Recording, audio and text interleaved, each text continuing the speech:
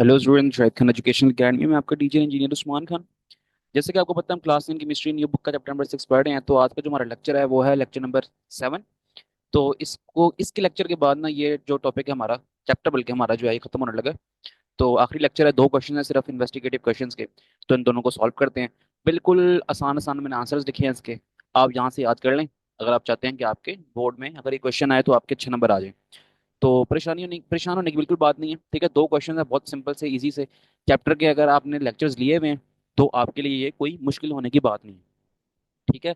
तो 3 लेक्चर्स थे चैप्टर के, वो तीनों लेक्चर्स ले लो। तो एक्सरसाइज के जितने भी शॉर्ट क्वेश्चंस हो गए, कंस्ट्रक्टेड रिस्पांस क्वेश्चंस हो गए और इन्वेस्टिगेटिव क्वेश्चंस हो गए, ये सारे के सारे आपको इजीली सॉल्व हो जाएंगे। ठीक है, कोई मसले की बात ही नहीं है इसमें। तो हम पढ़ते हैं पहला question. Study the effect of heat on hydrated copper sulphate. पहले बात समझो, मैंने चैप्टर में जब लेक्चर पढ़ा था कॉपर सल्फेट का, जहां पर एग्जांपल आई थी, लेक्चर नंबर 1 था आई थिंक इस चैप्टर का ही।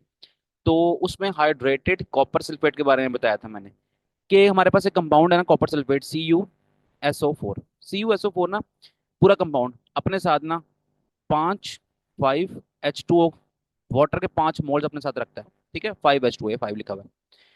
तो ये हो गया हाइड्रेटेड कॉपर सल्फेट। यानी कि ऐसा कॉपर सल्फेट आपने अमूमन देखा होगा, ये लिक्विड होता है एक ना। अगर इसका सोल्यूशन बनाया जाए ना तो ये होता है ब्लू कलर का। ठीक है, तो आपने अक्सर केमिस्ट्री के लैब्स में अगर आप स्कूल में जाके देखें तो वहां पर आपको आराम से पड़ा हुआ नजर आएगा। हर लैब में होता है, हर स्कूल के लैब में ये होता है। तो आम आम उर्दू की जुबान में इसको नीला तोता भी बोलते होते हैं। ठीक है। तो ओवरऑल ये 5 H2O के साथ CuSO4 जब होगा तो उसको हम बोल देंगे कि ये हाइड्रेटेड है। हाइड्रेटेड मीन्स कि इसके अंदर पानी है ना, पानी, 5 H2O है तो सही। अच्छा, अब बात यह है कि हाइड्रेटेड कॉपर सल्फेट को अगर हम हीट अप करते हैं, हीट करने से क्या होता है? हीट करने से डिहाइड्रेशन होती है, यानी कि पानी रिमूव होता है। ठीक है, यहाँ तक बात। आगे बढ़ते हैं। Why does this salt look coloured when and why does it lose colour upon heating? कि जब ये CuSO4 हाइड्रेटेड फॉर्म में है, 5H2O की फॉर्म में है, तो ये कलरफुल क्यों लग रहा है? और नंबर 2, दूसरी बात ये है कि जब इसको हम क्या करेंगे, हीट अप कर देंगे, तो फिर ये जो CuSO4 है, जो सॉल्ट है, ये हमें ऐसा क्यों शो होगा कि अपना एक कलर लूज कर रहा है? ठीक है। यानी कि हम 5 H2O जो मोल्स है ना वाटर के, इसको हम रिमूव करते जाएंगे हीट करते हुए। तो इसका जो कलर जो पहले ब्लू था ना, अब इसका कलर चेंज हो जाएगा। ठीक है, अब वो क्यों हो रहा है, अब उसकी रीजन पढ़ते हैं हम। कहते हैं hydrated copper sulphate is blue. Hydrated copper sulphate blue होता है because water molecules are attach to the copper ions. तो कॉपर के साथ, कॉपर, ये जो कॉपर है ना, कॉपर के साथ वाटर मॉलिक्यूल्स जो है ना वो अटैच होते हैं। And this combination absorb and reflect light in a way that looks blue to us. तो ये जो कॉम्बिनेशन है ना कॉपर का वाटर के साथ मिलना, तो ये कॉम्बिनेशन इस तरह का है कि हमें ये इजीली लाइट को एब्जॉर्ब करता है और फिर रिफ्लेक्ट करता है। ठीक है, सराउंडिंग से जो लाइट है ना उसको अपने अंदर एब्जॉर्ब कर लेता है और फिर रिफ्लेक्ट भी, वहां से बाहर भी लाइट निकाल लेता है, जिससे हमें एक हमारी आईज को ये अपीयरेंस शो होती है कि ये इसका कलर ब्लू है। ठीक है, जितना भी कलर का फिनोमेना होता है ना, आप अपने आप हायर क्लासेस में पढ़ेंगे कि जितना भी ये कलर का फिनोमेना होता है ना, कलर कौन सा क्यों इस तरह का दिखता है, तो ये सारा जो है ना कह लो कि जिम्मेदारी ये लाइट पर आती है कि लाइट किस तरह एब्जॉर्ब हो रही है, किस तरह रिफ्लेक्ट हो रही है। तो फिर ये लाइट एब्जॉर्ब और रिफ्लेक्ट इस तरह करता होता है कि हमें शो होता है कि ये ब्लू कलर का है। जब हम इसको हीट अप करेंगे तो वाटर मॉलिक्यूल्स लीव्स, तो पानी के मॉलिक्यूल्स लीव हो जाएंगे ऑब्वियसली। जब हीट करेंगे तो पानी रिमूव हो रहेंगे, बिल्कुल ऐसे ही होता है।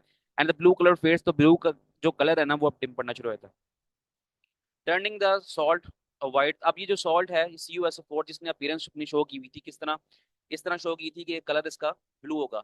जब हीट अप होगा तो इसकी जो अपीयरेंस होगी ना, अब ये व्हाइट शो होना शुरू हो जाएगा। So the colour is due to the water and heating it removes it. अब जितना भी ये CuSO4 का कलर है ना, ये इसकी ब्लू ब्लू कलर होने की जिम्मेदारी जो है ना वो वाटर के पास है, 5H2O के पास थी। जिसकी बिना पर जब हमने वाटर रिमूव किया इसका, तो इसका कलर अब फेड हो गया, फिर हमें ब्लू कलर शो नहीं होगा। तो ये था पहला सवाल, बड़ा आसान सा। अगले सवाल पे चलते हैं। Synthesis of ammonia gas is very important industrially because it is used in the preparation of urea fertilizer. जितने भी हमने रिएक्शंस पढ़े हैं ना, खास तौर पे वो जो आखिरी वाला लेक्चर था, तीसरा लेक्चर, उसमें ये डिस्कस किया है काफी बार हमने कि जो अमोनिया की सिंथेसिस है ना वो इस प्रोसेस से होती है, हेबर प्रोसेस। तो जिस तरह नाइट्रोजन था N2, इसको हमने मिलाया था हाइड्रोजन के साथ 3H2, फिर एक रिवर्सिबल टाइप रिएक्शन बना था जिससे हमारे पास NH3 अमोनिया की फॉर्मेशन हुई थी। ठीक है, तो इस तरह थी ये 2NH3। अब ये जो भी हो रहा है ना नाइट्रोजन और हाइड्रोजन की वजह से अमोनिया फॉर्मेशन, कहता है ये इंडस्ट्रियली बहुत जरूरी है। क्यों? क्योंकि जो है ना ये जो अमोनिया है ना, ये फर्टिलाइजर के तौर पर इस्तेमाल होता है, जो कि हम यूरिया फर्टिलाइजर कहते हैं, जो प्लांट्स के लिए इस्तेमाल करते हैं। प्लांट्स को ना नाइट्रोजन सप्लाई देने के लिए प्लांट्स के जो मेन कंपोनेंट्स है ना, प्लांट जिससे ग्रो करते हैं, वो होता है NPK। अब ये जो N इसमें है ना, N नाइट्रोजन है, तो नाइट्रोजन देने के लिए प्लांट्स को ना हम यूज करते हैं अमोनिया का, और उसी अमोनिया से बनता है urea fertiliser. Explain the condition you will use to get the maximum yield of ammonia. पहले ही बताई थी बात मैंने कि यील्ड का मतलब क्या होता है लेक्चर नंबर 3 में, कि यील्ड होता है कि मैक्सिमम प्रोडक्ट हासिल करनी होगा हमने अमोनिया की। तो फिर हम क्या करेंगे, to get the maximum yield of ammonia, ammonia की मैक्सिमम प्रोडक्ट हासिल करने के लिए use the Haber process. Maximum ammonia बनाना है तो हैबर प्रोसेस की तरफ जाना पड़ेगा। ये वही प्रोसेस है जहां पर 400 सेल्सियस टेम्परेचर इस्तेमाल होता है और साथ साथ ना कैटलिस्ट आयरन इस्तेमाल होता है। ये सारा डिटेल से लेक्चर नंबर 3 में इसके बारे में पढ़ के आ चुके हैं। Since the reaction is exothermic, अब ये रिएक्शन एक्सोथर्मिक है। जब ये प्रोडक्ट बनती है तो साथ साथ हीट भी रिलीज होती है, ठीक है। प्रोडक्ट में सिर्फ अमोनिया नहीं बन रहा बल्कि साथ साथ हीट भी रिलीज हो रही है। जब हीट सराउंडिंग में रिलीज होगी तो उसको हम बोलेंगे ये एक्सोथर्मिक रिएक्शन है। We keep temperature moderate, temperature को हम रखेंगे मॉडरेट। अब मॉडरेट क्यों रखेंगे, अब ये ना सारी हम कंडीशंस बता रहे हैं कि हमने किस तरह अमोनिया की मैक्सिमम यील्ड हासिल करनी है, मैक्सिमम प्रोडक्ट हासिल करनी है। तो पहला जो कंडीशन है ना वो हम ये देख लेते हैं। We keep temperature moderate not too high. Temperature रखेंगे मॉडरेट, ना ज्यादा लो ना ज्यादा हाई, ठीक है, दरमियाना टेम्परेचर रखना पड़ेगा। अब टेम्परेचर हाई करेंगे तो क्या इफेक्ट होगा, टेम्परेचर लो करेंगे तो क्या इफेक्ट होगा, इसके लिए लेक्चर नंबर 3 देख के आ जाओ, तो वहां पर सारे कॉन्सेप्ट क्लियर किए हुए। नंबर 2 बात, प्रेशर का क्या इंपैक्ट है, प्रेशर वाली बात भी लेक्चर नंबर 3 में हमने डिस्कस की हुई थी। इंक्रीज प्रेशर करेंगे because it favour the side of with fewer gas moles, ठीक है, अमोनिया साइड। अब मतलब ये है कि यहाँ पर ना अगर हम प्रेशर वाली बात करें ना, अगर आपने लेक्चर लिया है लेक्चर नंबर 3 तो आप तो कह दोगे यार हाँ ये लाइन की समझ आ गई, लेकिन जिन्होंने नहीं लिया उनको समझा दूं मैं कि यहाँ पर देखो, यहाँ पर कुछ भी नहीं है तो एक मोल है, यहाँ पर 3 मोल्स है। नंबर ऑफ मोल्स यहाँ पर कितने होंगे, रिएक्टेंट साइड में 4 हो गए। यहाँ पर कितने मोल्स हैं, यहाँ पर ना 2 मोल्स हैं, ठीक है। तो जहाँ पर फ्यूअर नंबर ऑफ मोल्स है ना तो हम उसी की बात करेंगे। फ्यूअर नंबर ऑफ मोल्स यहाँ पर है तो प्रेशर इंक्रीज करेंगे तो हमारा जो रिएक्शन है ना वो मूव करना शुरू हो जाएगा टुवर्ड फॉरवर्ड डायरेक्शन, यानी कि हमारे पास मैक्सिमम यील्ड ऑफ अमोनिया हासिल होना शुरू हो जाएगी। यहाँ पर आप एक काम करो, मॉलिक्यूल्स काट के ना मोड्स लिख लो, वो ज्यादा अप्रोप्रिएट लफ्ज लग रहा है मुझे, ठीक है, मोड्स लिख लेना यहाँ पर। And use an iron catalyst, ये देखो मैंने यहाँ लिखा है ना Fe आयरन। तो आयरन का कैटलिस्ट इस्तेमाल करो to speed up the reaction, reaction को स्पीड अप करने के लिए without affecting the equilibrium position, जिससे इक्विलिब्रियम पोजीशन तो डिस्टर्ब नहीं होगी, बल्कि कैटलिस्ट डालने से ना ये होगा कि हमारा रिएक्शन स्पीड अप हो जाएगा, यानी कि इक्विलिब्रियम ना अटेन कर लेगा वो जल्दी।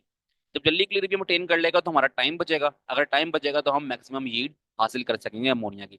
तो ये 3 पॉइंट्स है इसके, आपने इसको चाहो तो पैराग्राफ की फॉर्म में जितना मैंने लिखा है ऐसे ही लिख लो, नहीं तो आप इसके पॉइंट्स बना के लिख सकते हो, ठीक है। एक प्रेशर वाला पॉइंट हो गया, एक टेम्परेचर वाला हो गया, और इसके साथ साथ एक हो गया कैटलिस्ट वाला। तो मेरा ख्याल है कि ये बातें समझ आ गई होंगी। अब मैं स्क्रीन पे ना आपको इसी चैप्टर के एक्सरसाइज के एमसीक्यूज, एक्सरसाइज के शॉर्ट क्वेश्चन, एक्सरसाइज के कंसेप्ट रिस्पांस क्वेश्चन और सबसे इंपॉर्टेंट सब्सक्राइब बटन शो हो रहा होगा। अगर आपको पसंद आया तो आपने ये सब काम कर देने हैं, बाकी वीडियोस देख लेनी है, चैनल को सब्सक्राइब कर देना और वीडियो को भी लाइक कर देना। मिलते हैं फिर नेक्स्ट वीडियो में, अल्लाह हाफिज।